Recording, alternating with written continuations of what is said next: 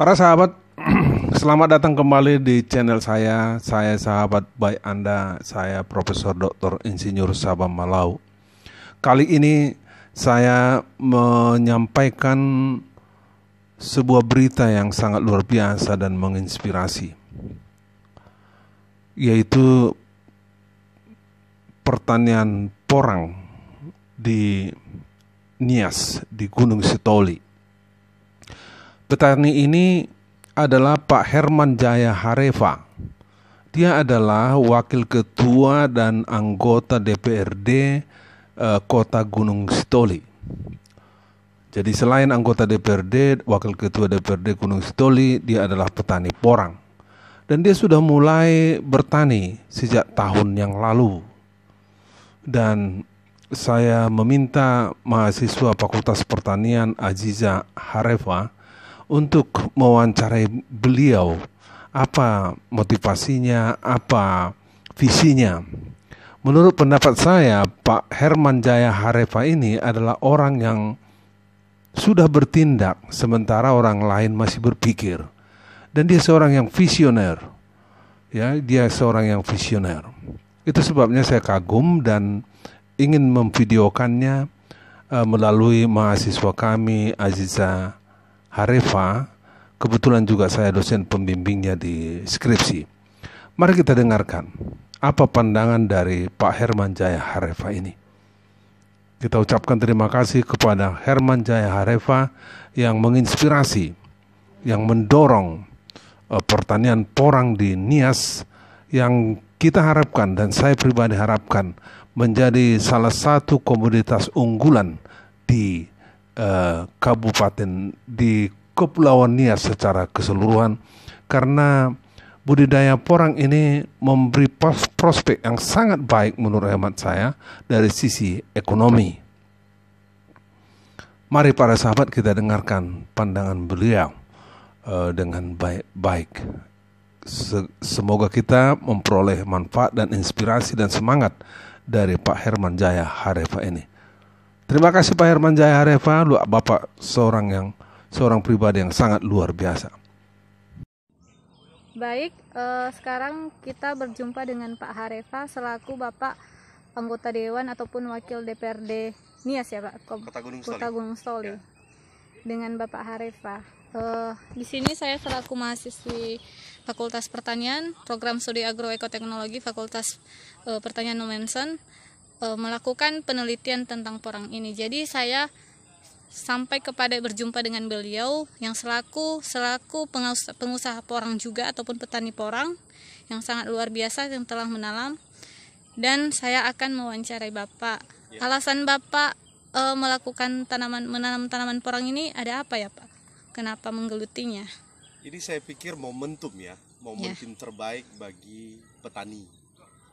Karena setelah saya pelajari baik dari sisi pemeliharaan maupun dari sisi ketahanan tanaman dan nilai jual, ini sangat prospek ya, memiliki nilai ekonomis yang cukup tinggi ya dibanding dengan tanaman-tanaman yang lain.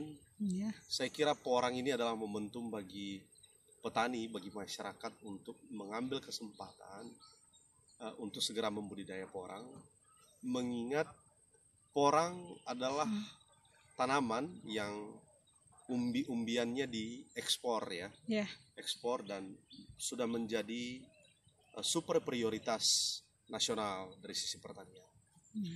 Itu yang pertama. Yang kedua, dari sisi ekonomi, pada waktu saya berhitung dengan tanaman-tanaman yang lain, ini sangat menjanjikan ya secara ekonomi. Dalam 1 hektar, pada waktu kita menanam 1 hektar dengan jumlah hingga sampai 90.000 ke 100.000. 100.000 maksudnya? 90 sampai 100.000 batang dalam 1 hektar. Kita bisa mendapatkan hasil dalam 1 musim penghujan atau kurang lebih sekitar 7 bulan bisa mencapai 400 juta. Ya, memang modalnya cukup mahal. Tetapi saya kira dengan kita memulai di sini, saya bercita-cita ya sebagai wakil rakyat bagaimana kemudian porang menjadi komoditi yang akan dihasilkan oleh Kota Gunung Stoli dan itu secara khusus dan Kepulauan Nias pada umumnya gitu. Artinya semoga ini menjadi solusi untuk masalah ekonomi dari sisi pertanian. Ya. Manfaat tanaman porang ini Pak, kalau boleh tahu apa 80% saja? Ini untuk pangan. Untuk pangan ya, mulai dari beras, shirataki, mie, tepung. Sementara kalau industri ini adalah alat perekat yang cukup handal ya. Mulai dari industri penerbangan, industri tekstil, industri kertas, dan berbagai macam yang digunakan untuk kebutuhan rumah tangga. Sejak kapan menanam tanaman porang ini Pak? Saya membudidaya mulai September 2020. September 2020. Ya, 2020 dan ini kita sudah panen, dengan luas ini 2 hektar dengan jumlah tanaman sekitar 70 ribuan. Kita bisa mencapai hasil di sekitar 50 ton lebih ya, dalam satu musim. 50 ton. Jadi yang sudah kira-kira yang panen pertama sudah berapa itu kira-kira ya Pak? Kira-kira 50 ton lebih. 50 ton lebih. Itu dijadikan bahan tanam untuk berikutnya atau diekspor di luar dijual? Bagaimana? Mengingat biaya produksi dari awal ya cukup mahal saya pada waktu memulai karena harga bibit yang sangat tinggi. Dibanding dengan harga bibit sekarang, jika dijual pada musim ini profit yang kita dapatkan masih sangat kecil ya. Sehingga saya kemudian mau kembali menanam umbi-umbi yang telah dipanen ini sehingga akan menghasilkan hasil produksi yang cukup signifikan di tahun depan. Luar biasa. Semoga rencana penanamannya ini semakin maju dan berhasil ya Pak. Terima kasih. Nah, inilah contohnya. Ini sudah panen ya? Ya, kita udah panen. Kondisi panennya. Dan lahannya. Ini yang masih belum panen, yang ini karena dia harus hilang batang dulu, dan setelah itu kita tunggu maksimal 1 bulan kita sudah bisa angkat ya. Kalau seperti ini sudah bisa kita itu bisa tahu itu tanaman porang gimana Pak? Kan ada suwek juga. Membedakan porang itu kita bisa lihat dari buahnya. Kalau tanaman yang lain kan nggak ada. Nah, kalau porang ini dia berbiji, ini akan dijadikan bibit. Katanya. Suwek tidak ada buah, iles-iles juga gitu, dia hanya ada bunga. Begitu juga wagur. Nah, ini contohnya kalau sudah kita panen karena ini masih belum busuk ya. Ini masih belum dorman penuh, belum mati penuh. Kita bisa lihat ada akarnya, maka kita harus biarkan dulu. Isinya itu ada umbinya di bawah, ada juga hasilnya di atas. Ya betul. Nah, inilah umbinya dalam tanah. Contohnya besar dulu juga lain besar ini. Lumayan ini kan besar. Ini tadi bibitnya segini-segini itu ya, dengan bibit seperti ini kita dapat hasil yang seperti ini. Jadi Bapak ini juga sudah diliput di RRI Kota Gunung Stoli ya. Nah, inilah hasilnya gitu. Luar biasa. Baik Pak, terima kasih atas kesempatannya. Semoga saya juga bisa demikian kelak nantinya. Inilah kondisi lahannya. Sekian dan terima kasih. Sampai jumpa. Ini berapa bulan Pak? Selama 2 bulan ini. Selama 2 bulan. Pertama, artinya kan kalau ini 2 bulan baru mulai bertunas ini. Baik. Perlakuan benihnya dengan menggunakan apa tadi Pak? Bawang putih. Bawang merah pun jadi. Kita kan memacu pertumbuhannya. Kedua membatasi hama lah. Iya, agar hama tidak mendekati menyerang. Karena kalau udah dinamakan seperti ini hamanya bisa datang. Jadi bagusnya ini tidak terkena sinar matahari. Kalau kena matahari cepat pembusukan. Kalau kena matahari. Kalau kena air juga busuk. Iya. Artinya harus diawasi benar lah. Kasih karena mahal. Itu di sana lagi. Luar biasa ini. Ini umbi panen pertama. Berapa kilo untuk benihnya kemarin Pak? untuk bahan tanamnya kemarin dari awal ini kemarin? Dari ukuran 400 biji lah sekilo, 400 biji. 400 biji sekilo. Ya, ini sampai ini hasilnya lah. Ini contohnya ya Pak. Luar biasa.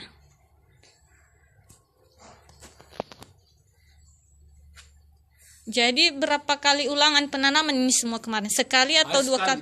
Ini hasil ini semua? Hanya satu kali. Hanya sekali. 6 bulan pas. 6 bulan. Penanaman bulan 10, ada bulan 11, terakhir bulan Desember. Jadi orang Bapak akan membuat bahan tanam selanjutnya dengan menggunakan hasil panen. Hasil panen yang pertama. Iya. Tidak membeli lagi. Tidak. Jadi pembelian pertama itu di Jawa. Di Jawa kita sama Pak Idi. Baik. Jadi ini hasil panen sekitar umur 6 bulan. Ini hanya sekitar 400 biji awalnya, menjadi sangat melimpah hasil umbinya dan juga katanya tadi. Iya, itu dia. Masih ada di rumah lagi, masih ada lagi katanya. Oh. Ini ya hasilnya. Bebas sinar mena daw. Akat ila isa kay buannya.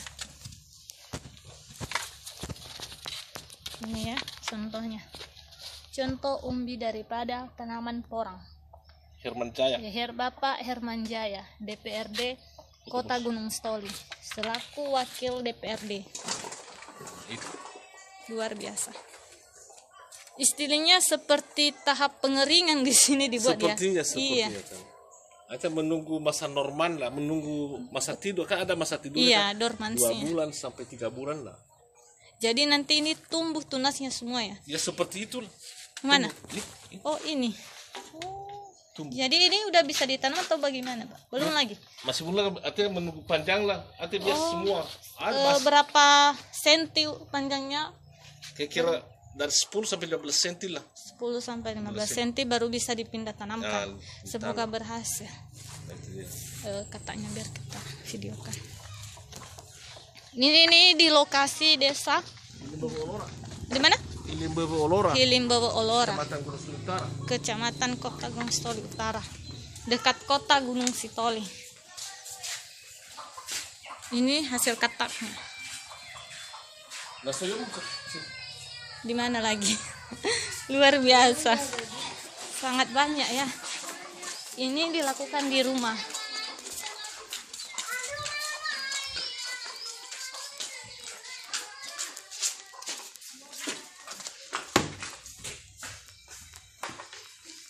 Oh, ini katanya luar biasa.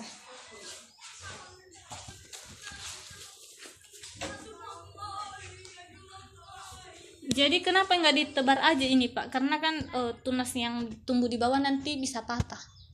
Atau? Enggak juga lah. Enggak kan sebelum ini kan dikasih pasir di. Oh. Ada pasir. Oh ada pasir, media pasirnya. Media pasir.